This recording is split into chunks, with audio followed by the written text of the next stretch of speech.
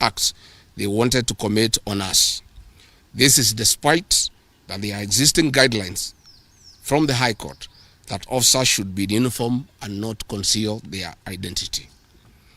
At about 2:30 p.m., we received further intelligence from the deployed patriotic officers who are not in agreement with the information that they had clear instructions to plant arms and weapons in our convoy to provide evidence to arrest us and get evidence that they could charge us with in court. After about 30 minutes, the killer squad was joined by their counterparts who are highly trained in the use of biological weapons. Their instructions were to poison me through inhaled chemicals that would paralyze my brain within 3 months. This was the intent and the purpose of the whole operation. My team and I sought alternative routes as guided by the deployed security personnel, majority of whom are our supporters and opposed to what is going on. We have credible information that President Ruto has directed that my private security personnel be disarmed and be targeted for withdrawal of their licenses so that they can leave me vulnerable to allow room for goons to attack and possibly eliminate me.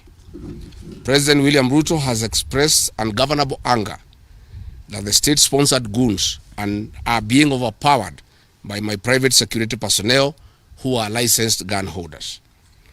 President Ruto is furious that the people of Kenya have not forgotten about the Kiambaa church massacre, where children and women were tortured in the 2007 and /8 post-election violence, and is unhappy that I keep on reminding the people of Kenya of the heinous act. I want to say that although Kenyans forgive each other, they cannot forget this, and there is nothing the president can do about it. The president was also utterly livid that I exposed his grabbing of 5-acre piece of land inside Gong Forest, where he intends to put a private hotel. About my statement on post-election violence, this was a precautionary statement and not incitement. It is based on historical facts and past electoral experiences of 1992, 1997 and 2007 controversial elections, that we must have a free and fair election in 2027. It is my civic duty as a leader to remind IEBC, all agencies and institutions charged with election management, that they must deliver free, fair, verifiable and credible election. I have heard the CS Interior and other pretenders to the throne claim that they will not allow political violence. I urge them to walk the talk. Since November 2024, political violence of great magnitude has been meted on me, my family and my supporters. Not a single case has been prosecuted. For instance, on 28th November 2024, at a solemn funeral service in Limuru, Kiambu County, I was attacked by organized criminal gangs under police escort. On 28th December 2024, in Shamata, Nyandarua, an inspector of police flanked by criminal gangs threw tear gas canisters at me. On 23rd March 2025, at ACK St. Peter's Cathedral in Nyeri, my convoy was attacked at a church compound by a non-criminal gang under police escort. On 29th March 2025 in Naivasha town, we were attacked by the police. On 6th April 2025, at a church service in Mwik, PCA, hooded goons attacked us inside the church. We dismiss with contempt the loose talk by CS Interior that during the DCP party unveiling, where goons dared to cause chaos were fighting for handouts from us. These were state-sponsored, but fortunately, they were overpowered by security personnel and supporters. The CS has given instructions that instead of arresting the said goons, they disarm my security personnel to give goons free access to me and my supporters in future occasions. Let it be known that our party DCP has organic support, and we do not pay supporters to attend our meetings the way the government is doing to people to attend their meetings. Finally, let me assure the planners of this violence that you will not stop the cause of the people of Kenya. The one-term movement and the DCP party popularity will not be stopped and will not be slowed down. The cause to liberate Kenya is not about Rigathi Gachagua. all the leaders with me. Wasting time and resources to stop me is a zero-sum game. The people of the Republic of Kenya have said that lies must stop, roads must be built, corruption must stop, abductions and extrajudicial killings must stop, education and health systems must work. They are some of the things that are making the people of Kenya restless. We are putting our supporters on high alert that they have the right to express their frustrations if injustice is meted on us. My supporters and I will not be cowed or intimidated by the use of the criminal justice system to manage politics. The drama of waylaying us on roads should be stopped.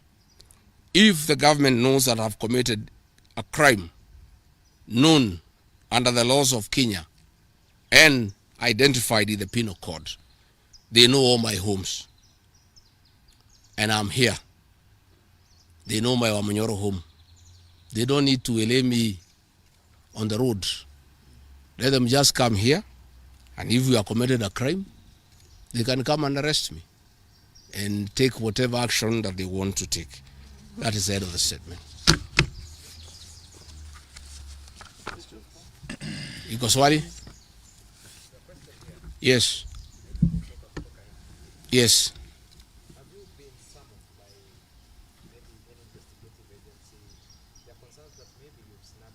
I have not been summoned by anybody, and I'm waiting if there is any summon. What happened is that they wanted to plant weapons in my convoy, and they wanted to use chemicals so that they can paralyze our brain the way they did to Kenneth Matiba. And that is why we had to take an escape, an alternative route to get here. I would have wished they came here instead of wailing us on the road and using those dreaded criminals for abductions and extrajudicial killings. And that squad works under the Director General of the National Intelligence Service. It's 101 officers who are recruited from the administration police, and they have been given special training by the National Intelligence Service, and they are responsible for the abductions and extrajudicial killings.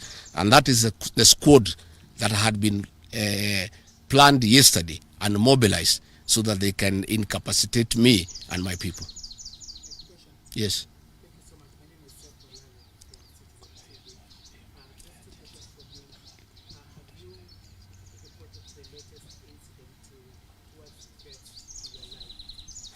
Report to who? These are the same people who want to kill me. How do you report to the people who are planning to poison your mind so that the brain can be paralyzed and then you become a vegetable? I cannot report. And I wrote to the Inspector General of Police and the Director of Criminal Investigations. Instead of answering the issues I had raised, told me to report to the next police station. Yet all these things have happened under the cover of the police.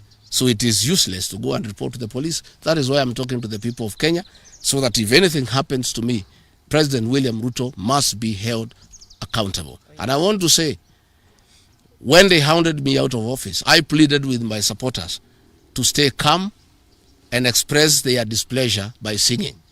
That is no longer going to be the case. And my supporters have blamed me for not allowing them to stand up to intimidation and the wrong things that are being done against their leaders. Therefore, our supporters are on high alert, and they will be part of the leadership and ourselves who will be resisting impunity and intimidation by William Ruto and the government. Oh, yes.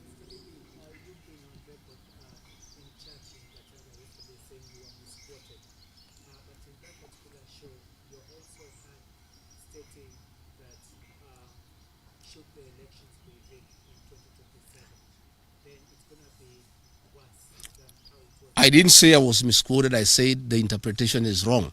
People are not interpreting what I said correctly. Mine is a cautionary statement. And history is very important. During the finance bill of 2024, I did caution President William Ruto and the cabinet that it will bring problems because I listened to the people of Kenya. When a member of parliament from Rift Valley says that even if the votes are not enough, they will know how to manufacture them.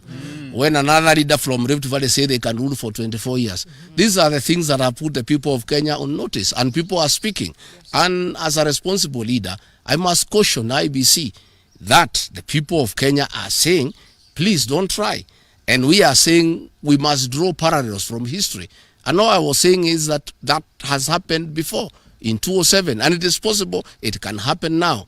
And I was asking IBC to be patriotic enough to make sure they don't put the country into a crisis. That is all I did. I did not ask anybody to cause violence. I did not say people will fight each other. I just said, let's be careful.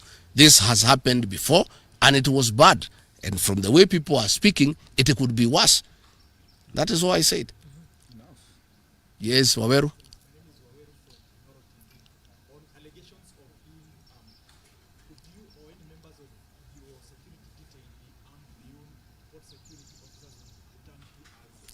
No, I am a licensed firearm holder. I've been licensed as a firearm holder from 1995. Officers who helped me are licensed firearm holders within the provisions of the law. We don't carry any illegal weapons. In this country, civilians are allowed to have firearms. And since the government withdrew security around me, and there has been so many attacks against me, it was my responsibility to put up a team of civilian firearm holders to escort me around. And there is nothing that is illegal, and there is nothing that is wrong. Tumesikizana? Asanteni sana.